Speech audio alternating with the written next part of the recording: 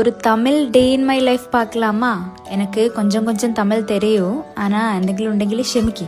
Monday to Friday work இருக்கு. So daily 7:30க்கு தான் எந்திரிக்கும். காலையில் எந்திரிச்சு டீ எல்லாம் குடிச்சு இன்னைக்கு மார்னிംഗ് சாப்பாடு ഇടിയപ്പം.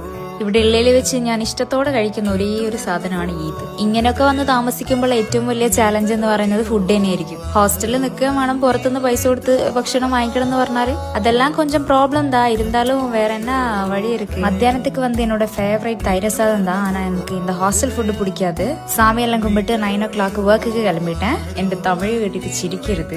എല്ലാരും വന്നിട്ട് 10 മണിക്ക് ഓഫീസിലെത്തും. പക്ഷെ ഞാൻ കുറച്ച് നേരത്തെ പോകും. വേറൊന്നുമല്ല, AC-ൽ ഇരിക്കാലോ. ഹോസ്റ്റലിൽ നിന്ന് ഓഫീസിലേക്ക് കുറച്ച് നടക്കാനുണ്ട്.